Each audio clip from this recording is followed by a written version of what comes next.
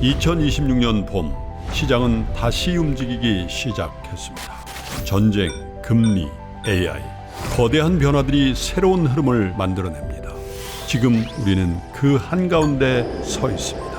이 흐름은 어디로 향할 것인가, 그리고 누가 먼저 읽어낼 것인가.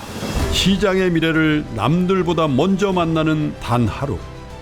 이선엽의 스윙당하지 않고 승리하는 필승 투자 전략, 박병창의 변동성장에서 수익을 내는 막강 포트폴리오, 여주사 빈센트가 제시하는 주도주 투자 전략, 김장렬의 AI 반도체 핵심 공략주, 장훈준의 2분기 성공 투자 전략, 이권희의 지금 꼭 사야 될 주식 아이디어, 그리고 저 김프로의 마켓 인사이트와 친절한 해설까지.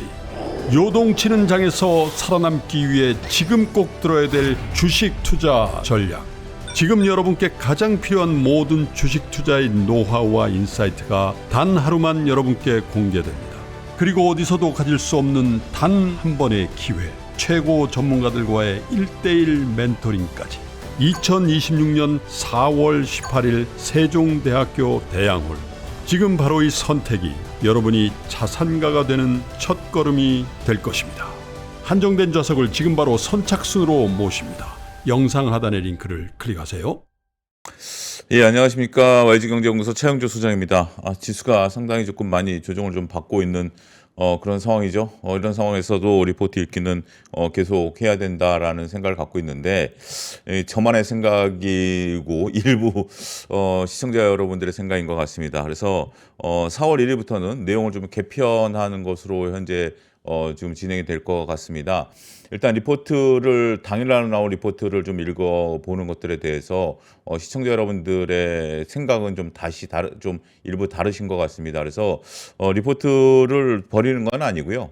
그런데 이제 종목에 대한 부분들, 어떤 종목들을 집중적으로 봐야 되는지, 종목 위주로 좀 내용들, 그리고 좀 시황과 관련된 내용들, 좀 그렇게 좀 개편을 할 예정입니다. 리포트만 바라보는 것들이, 지금 같은 상황, 물론 장이 좋아진다 하더라도 이게 특별히 현재 나아질 그 상황들은 아닌 것 같습니다. 현재 지금 뭐 시청하시는 분들이 고착화되어 있는 부분들이 있기 때문에 이런 부분들을 좀 개편을 할 예정이고요. 그리고 지금 제가 아직 그 강의 영상들이 자주 업로드가 되고 있지는 않습니다. 이번 주부터 강의 영상이 이제 3차례 이상 업로드가 될 텐데요. 앞으로 이제 좀 그 재무 분석과 관련된 것은 강의 영상에서 좀 풀어드리겠습니다. 아무래도 우리가 뭐 일부 지금 이제 이것은 그 보편적으로 보는 방송이기 때문에 시황과 거기에 맞는 종목 위주로 좀 가고요. 물론 이제 강의 영상에서도 조금 더 디테일한 종목 분석과 시황, 그리고 거기에 맞는 종목들을 말씀드린다라는 것을 약속드리고요. 그다음에 지금 이제 그 지금 옆에 지금 저기 안 올라와 있는데 제 이제 강의 클래스에 들어오시면 거기에 지금 설문조사가 진행되고 있다라고 하네요. 설문조사가 진행되고 있는 부분들에서 여러분들이 현재 지금 그 글을 달아주시면 그 내용들을 지금 제작진이 그것을 참고로 해서 강의를 또 진행을 할 예정입니다. 그래서 지금 들어오시면 이제 일주일 동안 무료 체험하실 수 있으니까 들어오셔가지고 거기에 이제 설문조사까지 좀 해주십사라는 것이 제작진의 전원입니다. 그래서 지금 들어오시면 영상이 몇 개 없습니다만 이제 내일부터 영상이 계속해서 데일데일 올라갈 거고요. 이런 부분들을 여러분들이 거기 들어오셔서 무료 체험도 해보시고 그 다음에 이제 거기서 설문조사 해주시면 또 강의도 만들어질 거니까 그런 분들 보도록 하겠습니다. 일단 4월 1일부터는 내용을 좀 개편하겠다라는 점 말씀드리겠습니다. 자, 동성화이텍부터 오늘 좀 살펴보도록 하겠습니다. 신한투자증권에서 나온 건데요. 33,000원으로 목표가를 하향했습니다. 하향한 리포트들을 우리가 좀 봐야 되는데, 근데 제가 이 리포트를 보면서 궁금했던 것 중에 하나는 왜 하향했을까라는 부분들입니다. 앞으로 동성화이텍 같은 경우는 나빠질 부분들, 우리가 지금 이제 LNG 모멘텀, LNG 밸류체인에서 일시적으로 저평가 구간에 들어간다라는 건데, 글쎄요, 뭐 리포트 내용을 아무리 떠들어봐도 저평가 구간에 들어갈 수 있는 부분들이 그렇게 뭐 드라마틱하게 보여지지는 않습니다. 더군다나 지금 이제 오늘 나온 리포트인데 LNG와 관련된 부분들이 현재 지금 시장에 있어서 가장 크게 관심을 받고 있는 그러한 분야 아니겠습니까? 시장에서 관심을 갖고 있는 분야에 있어서 이런 것들을 낮춘 이유가 무엇인지 일단 조금 좀 궁금합니다. 한번 다 같이 좀 살펴보시죠.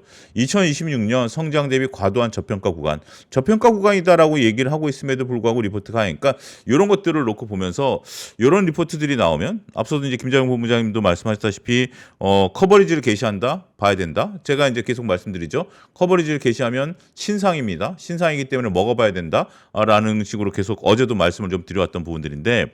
이렇게 목표 주가를 하향한 리포트들도 상당히 우리가 좀 봐야 됩니다. 그 이유가 타당하던 아니면 그 이유가 타당하지 않던 그 판단은 누가 한다? 내가 한다. 판단은 내가 하는 겁니다. 이 어쨌든 애널리스트 분이 근거를 제시한 거 아니겠습니까? 그리고 목표 주가를 하향했다라는 것은 굉장히 용기 있는 행동이다라는 점 제가 거듭 말씀드리고 있죠. 우리가 목표 주가를 하향한다라는 것은 쉬운 문제가 아닙니다. 그리고 바이 의견을 홀드로 한다라든지 우리가 이제 뭐 매도를 해야 된다라는 식으로 얘기한다. 뭐 홀드까지만 하더라도 굉장히 용기 있는 행동입니다. 이러한 장세에서 더군다나 지금 이제 우리가 차트를 놓고 보면 동성하이텍이 오늘 6% 올랐어요. 이 리포트가 나왔음에도 불구하고 물론 이제 LNG 이슈가 있었죠. 이것을 작성하는 구간에 있어서도 차트가 흘러내리는 구간이었습니다. 그런 부분들을 반영한 건지 어떤 건지 모르겠습니다. 한번 내용들을 좀 보시죠. 일단은 그 지난 4분기와 2055년 실적을 놓고 보면 전반적으로 뭐 매출가 이게 나왔는데 여기서 좀 보시면 그다음에 이제 1분기와 2026년 전망이죠. 우리가 4분기 영업이익률은 11%가 나왔습니다. 그리고 2025년 영업이익률은 9.8%가 나왔어요. 그러니까 전체적으로 9.8%인데 막판에 영업이익률이 좀 땡겨왔던 부분들이 있는 거죠. 그런데 요 4분기 영업이익률이 11%에서 지금 1분기 영업이익률은 7.9로 줄어듭니다. 7.9로 줄어들지만 전체적으로 온기 영업이익을 놓고 보면 11.1%로 늘어요. 그러면 11.3%로 늘어요. 우리가 지금 작년에 9.8% 했는데 올해 11.3%로 영업이익률이 늘어납니다. 영업이익률이 늘어납니다. 그리고 영업이익 같은 경우도 2025년 726억에서 989억으로 영업이익이 늘어납니다. 매출도 7,400억에서 8,700억으로 늘어납니다.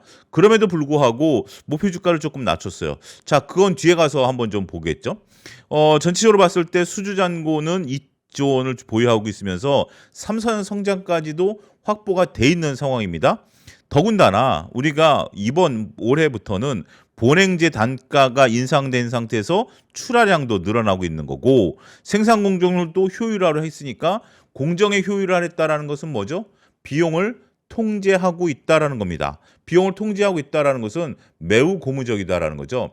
우리가 기업을 운영하는 데 있어서 비용을 통제해야 되는 부분들이 굉장히 중요하죠. 이런 부분들이 있고 국내 조선소의 LNGC 인도 대수도 증가할 전망이다라는 거죠. 원래 이제 본행제라는 것은 우리가 이제 LNG가 기체이기 때문에 액체로 바꿔줘야 되는 거죠. 액체로 바꾸는데 영하 한 160도 정도로 냉각을 합니다. 이러한 냉각을 한 것들이 전체적으로 시장에 있어서의 뭐라 그럴까요? 그러한 기술 우리가 필요한 거기 때문에 글로벌리 본행제 만드는 회사가 몇 개 안 됩니다. 그러면서 동성하이텍이 그러한 것들에 대한 전반적인 부분들을 다 거둘 수 있는 부분들이 아니겠나 이렇게 좀 말씀드릴 수 있겠죠. 우리가 밸류 및 리스크를 놓고 보면 LNG 시황 단기 변동성 확대에도 중장기 성장은 확고하다. 이게 이제 단기 시황 변동성이다라는 것은 아마 주가가 지금 흘러내리고 있는 상황 이걸 좀 반영한 것 같아요. 오늘 같은 경우 LNG 프로젝트에 대한 부분들이 부각이 되면서 올라갔던 부분들은 이게 오늘 나온 리포트이긴 하지만 리포트를 작성할 때 최소한 며칠은 걸릴 거 아니겠습니까? 그런 것들을 반영한 내용인 것 같으니까 그런 것들은 우리가 감안하고 볼 필요는 있겠죠. 투자 의견은 매수로 유지를 하되 목표 주가를 3.6만 원에서 3.3만 원으로 8.3% 하향을 했다. 우리가 이제 그것은 EPS는 상향됐죠. 왜냐하면 우리가 올해 2026년에 대한 영업이익은 2025년보다 올라가니까 EPS는 올라갈 수밖에 없는 거죠. 하지만 멀티플을 하향했다라는 겁니다. PER을 30% 할인한 12.5배를 정했다라는 거죠. 자, 이것은 제가 그동안 이론적으로 말씀드렸던 주가는 EPS 곱하기 PER이라고 말씀드렸습니다. EPS 곱하기 PER이라고 말씀드렸죠. 그런 상태에서 EPS는 올라가지만 PER을 낮추면 주가는 어떻게 되죠? 낮아질 수밖에 없는 거죠. 지금 이 부분에 대해서는 우리가 한번 고민해 볼 필요가 있을 것으로 보여집니다. 뒤에 가서 오늘 대한조선도 한번 살펴볼 겁니다. 리포트가 나왔어요. 근데 그 지난번에 제가 지난주에 하려고 했었던 시청자 여러분이 했었던 거에 대한조선도 있었던 기억이 나서 오늘 대한조선도 살펴보고 SK텔레콤도 오늘 살펴봐 달라고 지난번에 올렸던 거 오늘 리포트가 나와서 같이 좀 살펴보겠습니다. 오늘 이제 리포트 4개를 볼 건데요. 거기서도 놓고 보면 전체적으로 지금 이제 중동 문제가 터지면서 이란 문제가 터지면서 중고 선가가 올라가고 신조 선가도 올라가는 그런 부분들이 있는 것 같아요. 여기서 동성 하이텍이 수혜를 볼 수 있는 것은 신조 선가죠. 신조 선가에 대한 부분들이 있는 거고 그러면서 앞으로 수주가 이제 늘어날 것이다. 오늘 또 그런 얘기가 나왔죠. 이란 정부가 후르무즈 해협을 통과하는 그 배들에 대해서 통행세를 걷겠다라는 거죠. 한 척당 받는 겁니다. 지금 보니까 지금 나온 얘기들을 보면 어떤 물동량에 대해서 받는 것이 아니라 척당 받는 거죠. 그러면 기존에 작은 배를 2대 운영하는 거하고 큰 배를 1대 운영하는 거하고 사이에서 어떤 효능이 늘어나겠느냐? 오히려 작은 배 2대를 호르무즈 해협을 통과시키는 것보다 큰 배를 한 척 통과시키는 것이 비용 면에 있어서 효율적이 되겠죠. 그러면 거대한 선박을 만들 수 있는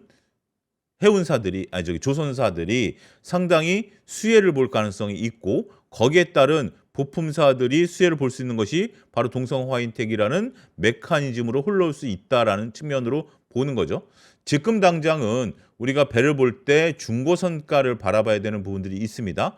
원래 배를 만든다라는 것은 최소한 2년에서 3년 정도 걸리기 때문에 당장 우리가 배를 구할 수 있는 것은 중고선이죠. 그래서 일시적으로 중고 가격이 신조선가를 보다 위에 올라갈 수 있는 그런 부분들이 있긴 하겠습니다만 동성 하이텍 같은 경우는 그런 뉴스도 가만히 되는 거죠.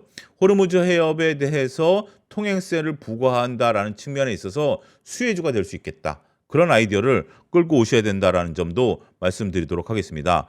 과거 저가 수주 물량이 해소됐고 높은 단가의 수주 물량이 매출에 본격적으로 반영된다. 이건 굉장히 중요한 얘기입니다. 우리가 저가 수주를 한다라는 것은 조선업종이 갖고 있는 대표적인 특징 중에 하나입니다. 조선업종 같은 경우 동성 하이텍이 됐던 아니면 뭐 삼성중공업이 됐던 장치 산업이잖아요. 동성 하이텍이 이런 본행제를 만들기 위해서 단순하게 저희 이제 스튜디오만한 공간에서 이런 것들을 만들어내고 가내수공업으로 만들어낼 수 있는 건 아니잖아요. 이건 특수하게 이런 것들을 만들어내기 위해서는 굉장히 중요한 포인트를 우리가 갖고 있어야 된다라는 점이죠. 이러한 점들이 있으면 이제 고정비가 늘어난다라는 것들입니다. 제가 이제 설 때 올렸던 영상에서 보면 고정비 효과라는 것들이 있죠. 거기서 이제 베니핏 효과라는 건데 요거 아마 내일 영상이 업로드될 겁니다. 내일 좀 들어오셔서 여러분들이 그 무료 체험 한번 해보십시오. 거기에 이제 고정비 효과 그다음에 이제 고정비가 많은 기업들의 BP 요 부분을 다시 한번 내일 강의 영상이 업로드됩니다. 그런 부분들을 좀 참고해 보시고요. 거듭 말씀드리지만 지금 제 머리 위에 영상 아래 링크 확인하셔서 거기 들어오셔서 여러분들이 또 설문조사도 해주시고요. 자, 보겠습니다. 저가 수주를 한다라는 것은 일단은 비용만 커버되는 수준입니다. 비용만 커버되는 수준이고 앞으로 높은 단가의 수주 물량이 되면 여기서부터는 이익은 J커브를 그려버립니다. 이익은 J커브를 그려버리기 때문에 그 부분에 있어서 2026년에 영업이익률이 2자릿수를 지입하면서 수익성 개선의 원년으로 전망이 된다. 근데 왜 목표 주가를 낮췄을까요? 자꾸 이제 그 고민을 하면서 보는 겁니다. 좋은 얘기들이 많은데 2015년 회계 이슈 이후 신뢰 회복 구간 길게 본 매수 찬스. 그러니까 어떻게 보면 뭔가 2025년에 좋았고 2026년에 나쁘기 때문에 길게 보면 매수 찬스다라고 볼 수 있을 텐데 지금 뉘앙스를 놓고 보면 2025년보다 2026년이 좋다라고 얘기를 하고 있고 좋아 보여요. 그런데 왜 목표 주가를 하향했을까요? 글쎄요. 우리가 이제 여기서 놓고 보면 매출액 같은 경우도 2025년 7,420억에서 올해 8,730억, 내년에 1조를 달성한다라는 거죠. 1조 클럽에 이제 들어가는 겁니다. 영업이익도 730억에서 1,360억으로 늘어나고 영업이익률도 9.8%에서 13.4%로 늘어요. 이런 부분들을 놓고 보면 글쎄 왜 이럴까라는 거죠. 물론 매출액 증가율이 2025년에 높았다가 떨어질 수 있는 부분들이 있습니다만 이 정도 성장이 유지된다라면 우리가 성장률이 꺾였다라고 볼 수 있는 부분들도 별로 없다라고 저는 생각을 합니다. 그래서 특별히 이것이 문제될 것인가? 라는 부분들을 좀 보지 못했어요. 궁금하시죠? 자, 동성하이텍 같은 경우 매출과 영업이익률 같은 경우 계속해서 우상향하는 모습들, MDI 가격도 계속해서 우상향하는, 수주잔고도 지금 막대하게 있는 거고, 전체적으로 LNG 수주잔고죠. 제가 이 지표를 놓고 보면서 조금 의문시했던 것은 그겁니다. EPS도 지금 올해 2,638원에서 내년에 3,600원, 4,700원까지 EPS가 늘어날 것이다라는 부분들이 있는 거죠.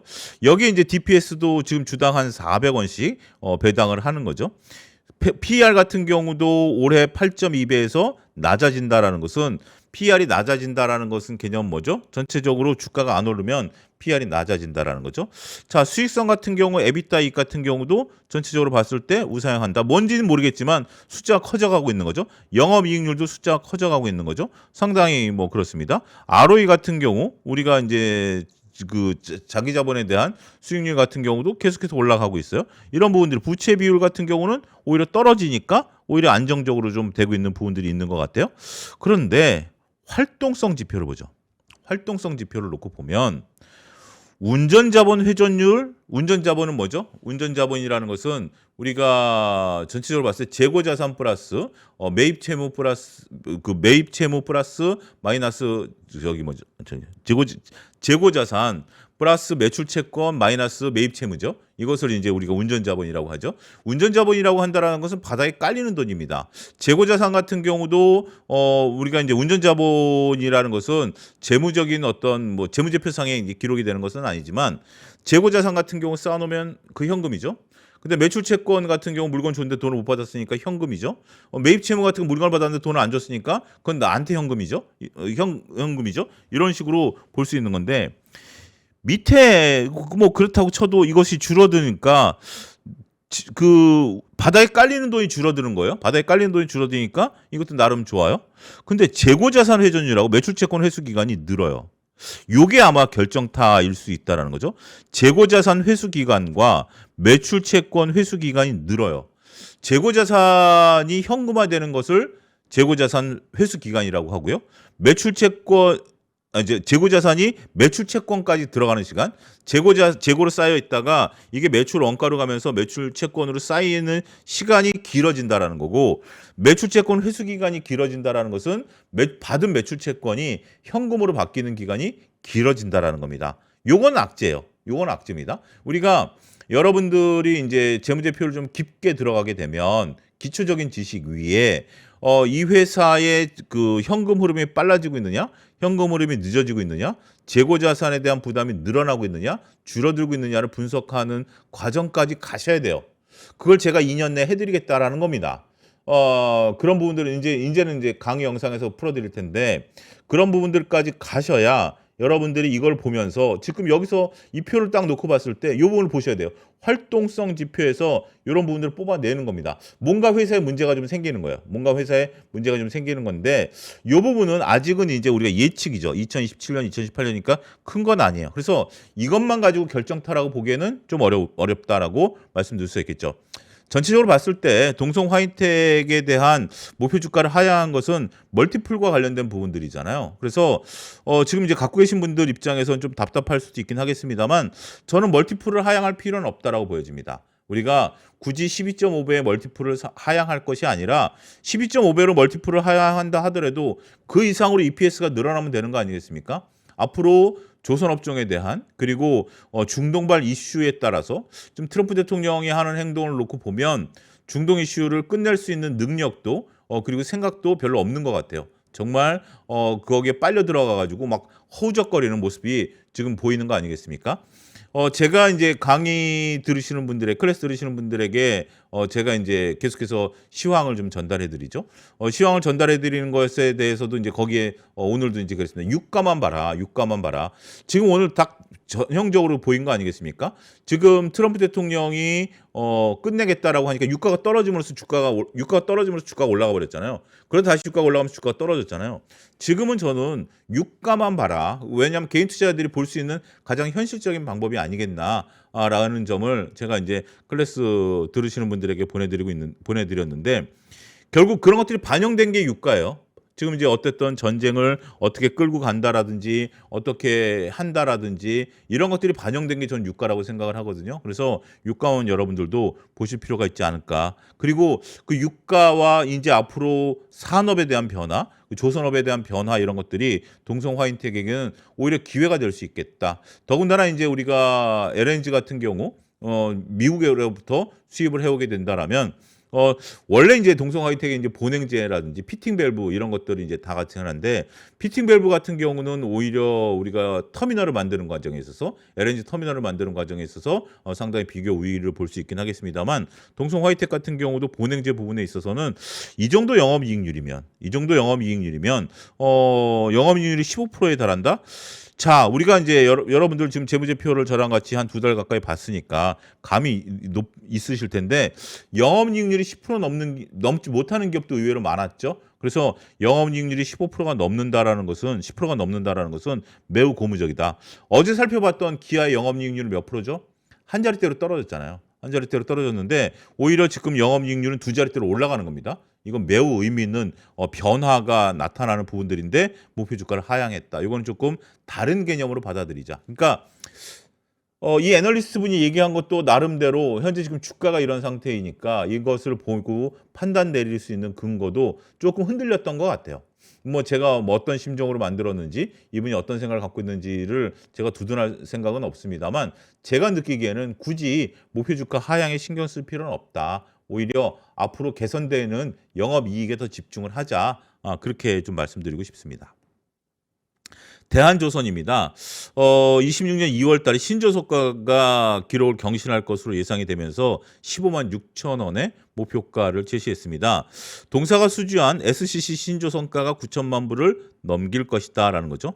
최근에 우리가 이제 원유 운반선이죠. 수에즈막스급 원유 운반선 이게 이제 여러분들 수에즈막스 원유 운반선이다라는 것은 이게 무슨 원유 운반선 이름인 줄로 아시는 거 아니라 수에즈 운하를 통과할 수 있는 원유 운반선입니다. 딱 그 규격으로 맞춘 원유 운반선이죠. 신조선가가 아직 올라가지는 않았습니다만 통상 13개월 수준의 발주 리드 타임 그다음에 과거 러시아 PNG 공급 이슈로 인한 LNG 성가 상승 사이클 대한조선과의 최근 컨퍼런스 콜 내용이다. 그러니까 통화를 해봤다라는 거예요. 통화를 해봤고 과거에 어떻게 움직였냐. 노스트림의 사건이 있었을 때 원유가 중단이 됐을 때 2022년 3분기 때 그때를 보니까 운임이 먼저 오르고 중고 성과가 올라가고 신조 성과가 올라가는 이런 약간의 시차가 존재했다라는 거죠. 먼저 딱 공급이 중단되니까 운임이 올라가는 거죠. 운임이 올라가고 중고 성과가 올라가고 신조 성과가 올라가는데 신조 성과 상승까지는 1분기 이상이 소요가 됐다라는 거죠. 그래서 이거 프로젝트 기반이 아닌 스팟 시장의 노출도가 큰 원유 운반선은 1개월 정도 시차가 되니까 대략 뭐 어느 정도 1분기 이상 시간이 좀 걸릴 것으로 보고 있는 거죠. 앞으로 이제 올라갈 것이다. 이것이 길어지면 길어질수록 그 시장은 더 커질 것이다. 이 부분을 좀 놓고 보죠. 이 표를 놓고 보면 과거 노스트림 PNG 공급 중단이 처음에 일단은 용선료를 끌어올렸다. 단기 용선료를 끌어올렸다가 뚝 떨어졌죠. 단기 용선료를 끌어올렸다가 뚝 떨어진 파란색 선입니다. 그러다 회색선 같은 경우 중고 성과가 꾸준히 이제 움직이는 부분들이 있었죠. 꾸준히 움직이는 상태에서 신조 성과는 나중에 신조 성과는 좀 올라가는 부분들이 있었다라고 말씀드릴 수 있겠죠. 용선료가 먼저 운임이 먼저 움직이고요. 그 다음에 중고 성과가 움직이고 신조 성과가 움직인다. 신조 성과가 움직이면서 중고 성과가 이제 떨어지는 그런 효능을 놓고 보면 신조선에 대한 기대감이 좀 있다라고 말씀드릴 수 있겠습니다. 결국 이렇게 운임, 중고성과, 신조성과의 트렌드를 머릿속에 넣어두자 이렇게 말씀을 좀 드릴 수가 있겠습니다. 남들은 뭐 믹스 방어를 한다라는 건데 지금 이제 대한조선 같은 경우 유조선에 대한 부분들이 커요. 그래서 다른 대형 조선사들은 여러 가지 컨테이너나 뭐 LNG 뭐 이런 것들이 주력을 하다 보니까 우리가 유조선 가격이 올라간다 하더라도 특별히 레버리지가 높아지지는 않는다라는 거죠. 전체 포트폴리오가 크니까, 그러니까 다양하니까 전체 포트폴리오 LNG, 컨테이너, 유조선 이런 것들이 있는데 유조선 같은 경우가 전체적으로 봤을 때 마진이 그렇게 많이 남는 건 아니거든요. 그래서 LNG가 이제 올라간다라든지 지금 이제 LNG가 올라가는 거죠. 그러면서 이제 동성 하이텍도 우리가 좀 바라본 거고 여기에 대한조선은 이제 유조선에만 특화되어 있기 때문에 유조선 가격이 올라가면 레버리지 효과가 크다라는 겁니다. 자, 피터 린치가 월가의 영웅에서 제가 거듭 말씀드리지만 잘 팔리는 제품을 사라. 잘 팔리는 제품을 사는데 그 중에서 그 기업에서 그 잘 팔리는 제품의 매출과 영업이익 비중을 봐라라고 말씀드렸던 거 아니겠습니까? 매출과 영업이익 비중을 봐라라고 말씀을 드렸는데 지금 대한조선 같은 경우는 유조선에 대한 매출과 영업이익 비중이 높은 거죠. 그러다 보니까 영업 레버리지 효과가 신조선가 상승에 따른 부분들이 크게 발생할 수 있는 거죠.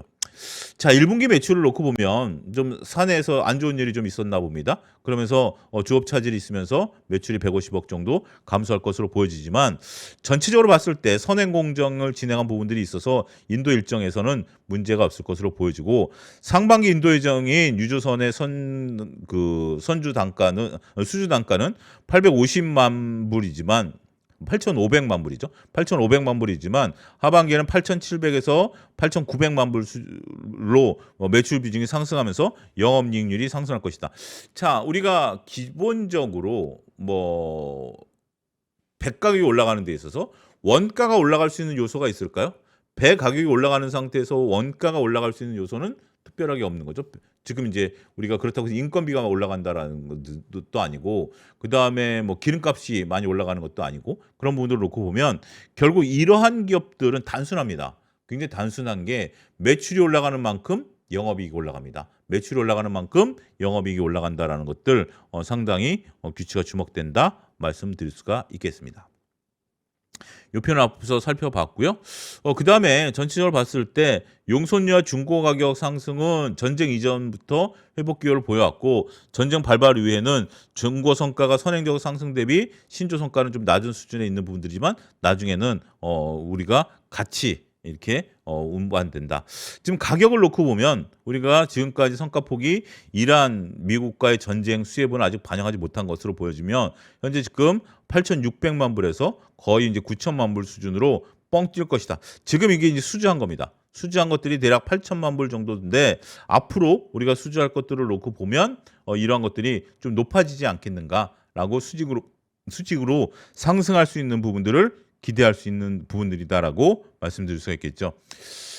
자, 결국은 지금 이제 우리가 수요가 살아있으면 공급 부족을 갖고 있는 기업들의 마진율이 높아지는 거죠. 대표적인 게 지금 뭐죠? 삼성전자입니다. 삼성전자 같은 경우 수요가 지금 굉장히 높은 상태죠. 수요가 어제도 이제 우리가 어젠가 그저께 KB증권 거를 살펴봤는데 수요가 늘어난 상태에서 공급이 부족이 되면 이거는 굉장히 무섭습니다. 이 가격의 상승폭은 굉장히 오랫동안 지속될 수밖에 없습니다. 수요를 줄일 수는 없잖아요. 수요라는 것은 뭐죠? 경제학적인 개념으로 놓고 보면 인간의 욕망입니다. 인간의 욕망을 제어할 수는 없어요. 우리가 배가 고픈데 밥을 무한정 굶으라고 할 수는 없잖아요. 저는 배가 고파지면 굉장히 민감해집니다. 본능이 살아나면서 굉장히 민감해지는데 그걸 억제할 수 없잖아요. 저도 알아요. 저도 배가 고프면 민감해진다는 걸 아는데 그걸 제어할 수 없는 거잖아요. 그게 무서운 거예요.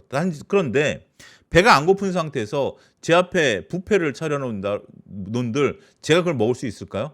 그건 이제 공급단 사이드입니다. 지금 우리가 수요단에 있어서 지금 LNG라든지 반도체라든지 이런 것들은 오래 지속될 가능성이 있어요. 반면에 공급단의 부족으로 인해서 화학 정유업체들이 주가가 올라간 것은 단기적인 성향으로 갈 수가 있어요. 물론 전쟁이 끝난다라고 해서 바로 공급이 지속될 수 있는 것은 아니죠. 하지만 예를 들어 드리는 겁니다. 공급단에 있는 것은 수요가 살아있지 않고 공급이 부족해지면 제가 배가 고프지 않은 상태에서 점심 때 밥을 못 먹었어요. 아무런 문제 없는 거예요. 아무런 문제 없는 거예요. 그런 부분들로 예를 들어드릴 수 있는 부분들이다라고 말씀을 드릴 수가 있겠습니다. 따라서 대한조선 같은 경우 키포인트는 뭐다? 수요단이 지금 살아있는 상태다. 수요단이 살아있는 상태이기 때문에 신조선가에 대한 상승 모멘텀을 우리가 조금 더 잘 지켜보자 이렇게 정리할 수 있을 것 같습니다. 전체적으로 봤을 때 분기별 매출 및 영업이익률 같은 경우 꾸준히 올라갈 수 있을 것으로 보고 있는 상황이고요. 수주잔고만 놓고 보더라도 현재 지금 인도 예정인 수주잔고가 2029년까지 쌓여 있습니다. 우리가 조선업종 같은 경우 뭐 여러 가지 조선업종들이 2018년 이후부터 이렇게 인도량이 좀 줄어들고 있어요. 그런데 우리가 이제 수주잔고가 계속해서 쌓이면 이 부분 이제 커지겠죠. 아직 2029년 이제 더 나아 이제 커질 부분들이 분명 존재한다라고 말씀드릴 수 있겠습니다. 매출은 올해 1조 3천억, 그다음에 내년에 1조 5천억, 2018년에 1조 5,890억 될 것으로 보고 있고요. 영업이익률 같은 경우 우리가 전체적으로 봤을 때 굉장히 높은 수준이에요. 대한조선이라는 게 이런 것들을 보면서 여러분들이 이렇게 어떻게 보면 처음 대한조선을 보시는 분들도 있으실 거예요. 처음 대한조선을 보시는 분들도 있으실 텐데 우리가 삼성중공업, 한화오션, 현대중공업만 익숙하다가 대한조선 같은 뭐 흥하해운 이런 건 들어봤지만 대한조선을 처음 들어봤는데 이런 것들이 강소기업입니다. 강소기업, 작지만 강한 기업이죠. 랄프 렌저 같은 친구가 좋아하는 거죠. 작지만 강한 기업에 투자하라라는 책을 쓴 랄프 렌저 같은 친구가 매우 좋아하는 이런 스타일이다라는 거죠. 과거의 영업이익률 추이를 놓고 보면 2025년에 23%에서 2018년에 28%까지 늘어날 것으로 꾸준히 우상향하는 거죠. 가장 중요한 것은 기업에 있어서의 재무적인 데이터가 들쑥날쑥하지 않는 겁니다. 물론 우리가 앞으로 예측을 할 때 2027년, 2027년까지는 눈에 보일 수 있어요. 2028년을 예측할 때 웬만해선 떨어지는 상황으로 예측하기는 어렵겠죠. 지금과 같은 상태에서 시계열로 분석을 하니까. 저도 이제 과거 이제 증권사 기획실에 있으면서 사업 계획을 짤 때 우리가 그냥 지금과 같은 추세로 앞으로도 이러한 추세가 이어질 겁니다라고 이제 시계열 분석을 했었거든요. 그러다 보니까 이제 그런 부분들까지 반영한다 하더라도 2025년서부터 2027년까지 전반적으로 꾸준히 우상향할 수 있는 그런 모습들이 확인이 됐다라는 것도 상당히 고무적이다라고 말씀드릴 수 있겠습니다. 주가도 지금 현재 뭐 다 밀려 있는 상태죠. 밀려 있는 상태에서 오늘 4.8% 반등세를 좀 나타냈어요. 그러니까 시장에 있어서의 조금 분위기, 우리가 신조선가 상승에 대한 분위기 이런 것들을 반영한 수치가 아니겠나 이렇게 말씀드릴 수가 있겠습니다. 자, 세 번째로 살펴볼 것은 SK텔레콤입니다. SK텔레콤 오늘 하나 엔진까지 오늘 살펴봐야 됩니다. 그 SK텔레콤도 이제 그 신청을 하셨던 분인데 결국 이제 배당과 관련된 부분들인 것 같아요. 배당과 관련된 부분들이 나타나면서 우리가 이제 통신사 같은 경우 실적이 나쁠 것 같지는 않습니다만 올해 이제 배당이 정상화될 것이다라고 보는 거죠. 첫 분기 배당금이 2024년 수준으로 정상화되면서 왜 2025년에는 안 좋았죠? 뭐 우리가 잘 아시다시피 정보 유출 사태가 되면서 많은 분들이 이제 그 우리가 지원금도 주기 시작해. 저도 SK텔레콤이라 요금을 좀 깎아줬던 기억이 있어요. 그런 부분들이 이제 비용으로 처리가 됐고 그리고 이제 뒤에 가서 보면 그러니까 2025년에 놓고 보면 우리가 영업이익 같은 경우 상당히 이제 많이 줄어들었죠. 우리가 1조 8천억에서 1조 정도로 이제 줄어들었고 매출 성장률이라든지 영업 증액 다 마이너스 역성장했어요. 역성장하다 보니까 특별히 이제 배당을 많이 줄 수 있는 그런 상황들은 아니었다라는 건데 다행스럽게도 지금 이제 그런 것들이 일단락되면서 영업이익이 2024년에 1조 8천억에서 올해 1조 8천억으로 동일하게 유지가 될 것으로 현재 좀 보여지고 내후년에 이제 2조까지 늘어날 걸 보기 때문에 배당이 정상화된다라는 겁니다. 지금 이제 배당이 정상화된다라는 것은 기업 요 표를 한번 좀 보죠. 배당 수익률 변화에 따라서 SK텔레콤 목표가를 이제 산정을 하는 건데 배당에 대한 수익률이죠. 수익률. 배당 수익률이 2.5%가 되면 목표가는 14만 원 정도고 배당 수익률이 5% 정도 되면 이건 뭐죠? 왜 반대로 돼 있지?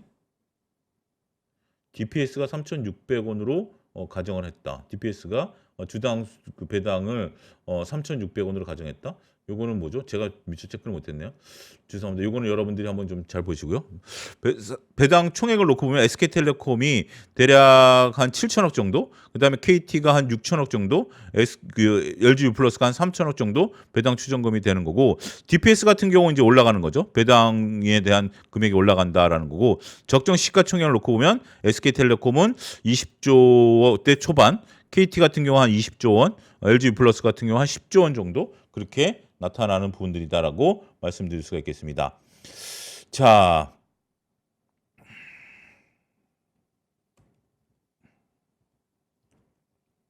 우리가 이제 연간 DPS가 3,600원 되는 거고 비과세 배당 추진에 따라서 세후에 높은 배당 수익률을 기사할 수 있겠다라는 부분들이죠.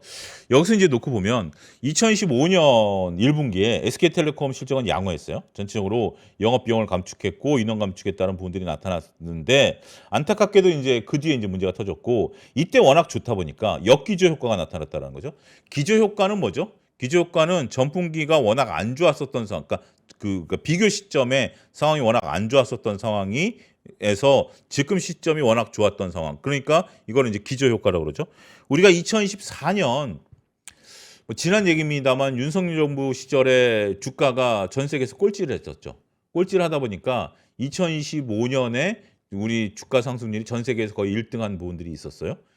전체적으로 평균만 놓고 보면 그럴 정도 수준이었는가라는 부분들은 좀 의구심을 갖는 부분들이 있었죠. 하지만 2024년도에 워낙 안 좋았었기 때문에 2025년도에 기저 효과가 나타난 거죠. 기저 효과가 나타남으로써 상당 부분 나타났는데 워낙 좋다가 안 좋은 건 그 역기저 효과입니다. 역기저 효과가 나타나면서 감소가 예상되지만 이동전화 매출액이 증가세로 반전되고 있고 영업정지 여파로 전년 대비 감소가 예상되는 부분들이 있습니다만 앞으로 우리가 강세가 예상이 된다. 비과세 배당이 추진되는 1분기에 DPS가 800원에서 900원 사이로 정해진 공산이 크고 세후 수익률이 4.6%에 달한다라는 거죠. 자, 어제 기아 살펴보면서 기아가 세전이죠. 이건 세후인데 세후의 4.6%인데 기아 같은 경우 배당 수익률이 몇 프로다? 4% 정도 될 거다. 기아 같은 경우도 배당 수익률이 4%가 되니까 이럴 때 어떻게 표현을 좀 드려라? 뭐 기아보다는 SK텔레콤이 배당 수익률이 높지만 실질적으로 기아의 변동성이 더 크죠. 주가 변동성이 크니까 제가 말씀드렸다시피 이렇게 배당 수익률 4%로 고정시켜 놓고 그것이 이제 주가가 좀 떨어지게 되면 배당 수익률이 올라가죠. 그러면 주식을 샀다가 주가가 올라가면 배당 수익률이 낮아지죠. 그럼 그때 매도를 하는 거죠. 그러다가 물리면 배당까지 가는 거죠. 뭐 이런 식으로 여러분들이 그 매매 원칙을 한번 그 트레이딩을 하는 것들을 세우는 것도 상당히 재밌는 방식이에요. 단순하게 이게 이제 뭐 지금 주가가 올라가네, 차트가 어디 있네 이렇게 보는 것도 하나의 관점이지만 내가 중장기적으로 주식을 투자하겠다, 중장기적으로 주식을 투자하겠다라고 보게 된다라면 이렇게 배당 수익률이 높은 것들은 안전 마진이 확보됐다라는 거 아니겠습니까? 안전 마진이 확보됐다라는 건 여러 가지가 있어요. 배당을 잘 준다는 것도 안전 마진이 되는 거고 이익이 늘어나는 것도 안전 마진이 되는 거죠. 이런 상태에서 주가가 낮은 것이 관건입니다. 우리가 워렌 버핏 같은 경우도 얘기를 했죠. 좋은 주식을 사라라고 얘기를 했어요. 좋은 주식을 사는데 좋은 주식을 어떻게 사라? 싸게 사라라고 계속 제가 거듭 강조드리는 거 아니겠습니까? 좋은 주식을 싸게 산다라는 개념은 뭐죠? 우리가 배당 수익률이 높아진다라든지 이익 추정치가 높아졌는데 지금 시점 대비 멀티플이 낮은 상황 이런 것들을 적절하게 이용할 필요가 있겠다. 이렇게 설명을 드릴 수가 있겠습니다.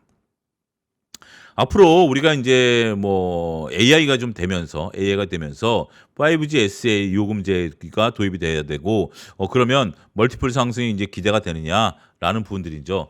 이제 이거는 이제 애널리스트의 고민이에요. 우리가 이제 DPS 그러니까 배당 수익률을 어떻게 측정하느냐라는 거죠. 거기에 따라서 주가가 달라질 수 있기 때문에 그런 부분들이 있긴 하겠습니다만 앞으로 전체적으로 조금 이제 주가가 올라갈 수 있는 부분들이 되는 것들이 아니겠나라고 보는 거죠. 자, 요거는 뭔지 이해가 되네요. 주가가 14만 원이면 우리가 3,600원이면 주가가 14만 원이면 배당 수익률이 2.5%고 주가가 8만 원이면 배당 수익률이 5%가 된다라는 거죠. 요 개념이에요. 요 개념. 이제 딱 이해가 됐네요. 그러니까 3,600원은 고정이에요. 3,600원이 14만 원일 때는 2.5%밖에 안 되는 거야. 그런데 3,600원이 8만 원일 때는 5%가 되는 거죠. 그런 개념으로 여러분들이 보셔야 되는 거기 때문에 오히려 이런 것들을 역이용하자라는 거죠. 역이용하자라는 거죠. 이 상태에서는 어떻게 된다? 주식을 사야 된다. 주식을 사면 배당 수익률이 5%로 올라가면서 주가가 올라가면 배당 수익률이 낮아지잖아요. 그럴 때 매도하십사라는 개념으로 여러분들이 이 표를 보시면 된다. 이렇게 말씀드릴 수가 있겠습니다. 자, 뭐 SK텔레콤 같은 경우 차트가 지금 굳건하게 버티고 있어요. 통신주들이 지금 이제 뭐 AI 모멘텀과 또 붙으면서 통신주들이 잘 버티고 있는 그런 상황이다라고 말씀드릴 수가 있겠습니다. 하나 엔진입니다. 하나 엔진 같은 경우 우리가 뭐 마린 솔루션도 한번 살펴봤는데 하나 엔진 같은 경우 53,000원으로 목표가를 상향했어요. 급증하는 마진, 풍부한 수주 잔고와 높은 협상력이다라는 부분들이죠. 2025년 같은 경우 우리가 전체적으로 봤을 때 영업이익률이 9.5%였는데 2026년에는 전체적으로 영업이익률이 13.4%. 영업이익률이 높아졌다라는 것은 우리가 전체적으로 봤을 때 협상력, 그러니까 이제 우리가 가격 협상력이 높아졌다라는 거죠. 가격 협상력이 높아지다 보니까 비싸게 물건을 팔 수 있겠고 거기에 따른 마진 효과를 볼 수 있겠다라는 것들입니다. 늘어난 잔고 물량을 소화하고 있고 캐파는 2016년 530만 마력으로 확대될 것으로 보고 중국 조선소들이 수주가 증가하고 있다라는 것들이 우리한테는 호재다라는 거죠. 중국에서 이제 배를 껍데기를 만들고 정작 엔진은 하나 엔진이 이제 들어가는 거죠. 그런 분들이 나타나면서 전체적으로 역량이 커지고 있다. 과거 우리가 뭐 제가 지난번에도 한번 말씀드렸다시피 일본에서 우리가 조선업을 따올 때도 우리가 배를 만들고 제주는 우리가 부리고 제주는 곰이 부리고 돈은 일본 애들이 벌었어요. 엔진 팔아가지고 그거를 이제 현대에서 만들고 하나에서 만들고 함으로써 그거를 이제 우리가 중국 애들이 수주 따오면 엔진 팔아가지고 우리가 돈을 버는 그런 구조다라고 말씀드릴 수 있겠죠. 밸류에이션 같은 경우 이제 이란 사태에 따라서 우리가 신조선가에 대한 수주 호황 사이클이 길어질 것이다. 국내 조선사의 3년치 수주 잔고와 길어질 호황 사이클, 엔진 부족 문제에 따라서 높은 협상력을 감안시 중장기적으로 성장세가 지속될 가능성이 있다라고 볼 수 있는 겁니다. 이중 연료 엔진에 대한 부분들 전체적으로 늘어날 것이다라는 부분들이죠. 현재 주가는 좀 조정을 좀 받고 있습니다. 하지만 엔진 관련주들에 대해서는 저는 지속적으로 관심을 좀 가질 필요가 있는데 시장에 지금 관심이 여기에 없는 거죠. 시장에 지금 반도체에만 관심이 있다 보니까 좀 소외당한 부분들이 있는데 거래량만 좀 분출한다라면 언제든지 다시 볼 수 있는 부분들이 아니겠나 싶습니다.